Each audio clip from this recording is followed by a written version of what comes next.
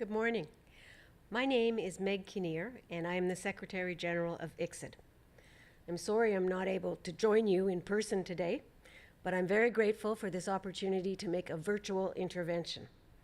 Today, I'd like to give UNCTAD delegates some information about the current amendment process for the ICSID rules and regulations. Let's talk first about the impact of this process. Today, 153 states are members of ICSID.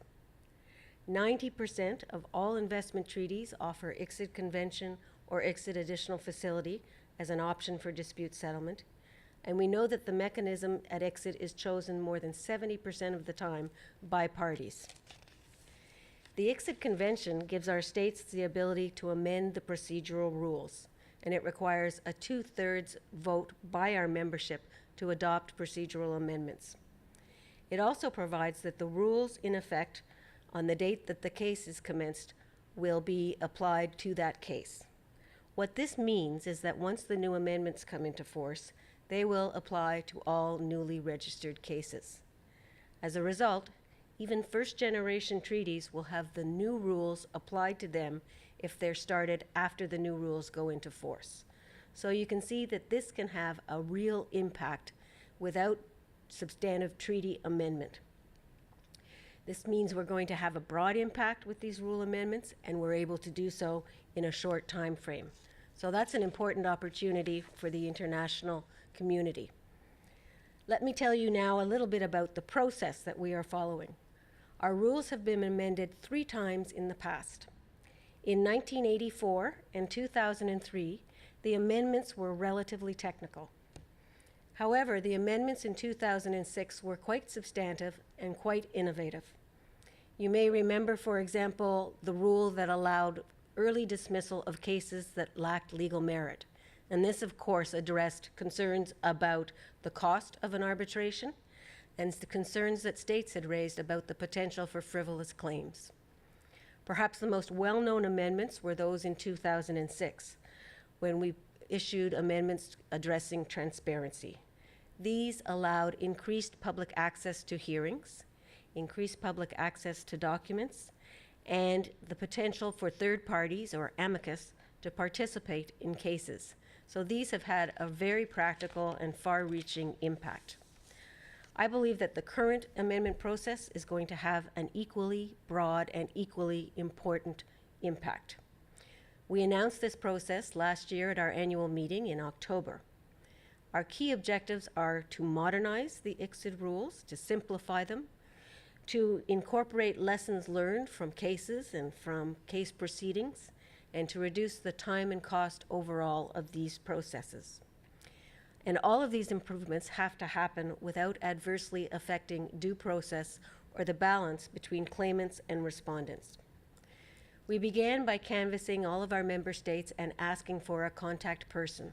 And through that, we have created a community of states to give us feedback and to work with us on these rules. We now have more than 100 states who've named one or more contacts, and we have received more than 50 submissions with suggestions from states. At the same time, we have gone to the public and created a special web page that's explained the process and encouraged written submissions. All of those submissions are put on the website, and so you can see the kinds of ideas that are being discussed. We have also undertaken a survey of states to get some very concrete data about compliance with awards, and that is both awards of costs and awards of damages. And the results of this survey should be available in several weeks and are also going to inform the whole process of amendment. So now we are preparing a comprehensive background paper. We intend to circulate that to states at the beginning of April, and we will have a meeting from May the 3rd to 4th where we will go through each of the proposed amendments with states, talk about why the amendment is put forward, have questions and answers, and hopefully, if states have preliminary reactions, to receive those. After that, the working paper will be released publicly, and we will encourage any public commentary that's forthcoming. We will then have a series of regional consultations, all with the goal of getting feedback by the end of December 2018. Once we have that feedback, we will see where we have consensus and where we can go forward with rules amendment. It's possible that we will need to have some more discussion with states, or that we will have full consensus and be able to put the package forward. Our goal, in a very optimistic sense, is to have amendments approved by 2019. I suspect the more realistic expectation is that we will have amendments approved at the annual meeting of 2020, but either way, this is clearly the possibility to have a broad impact in relatively short time. Now let me turn to one or two of the areas that we're looking at and that have been suggested, so you have an understanding of the scope of this project. We received a lot of comments about constitution of tribunals and appointment of arbitrators. There were suggestions for codes of conduct, and in particular a number of comments about whether double hatting should be regulated or prohibited. There were concerns about time and cost, and encouragement to have both a general duty of efficiency, but also to tighten some of the specific time frames that you have to achieve things in a litigation. There were questions and comments about mandatory consolidation of cases. A number of parties felt that would be good and would help encourage and ensure consistency.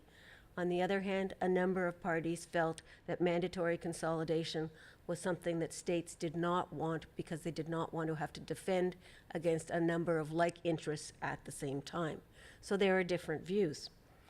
We've also had comments about further transparency, a number of comments about costs, and questions about whether there could be some kind of an expedited procedure for certain claims, perhaps small claims or claims from small and medium-sized entities. So this gives you a flavor of the kind of issue that's being dealt with. I'd like to conclude by summarizing what I hope that you will take away from today's comments.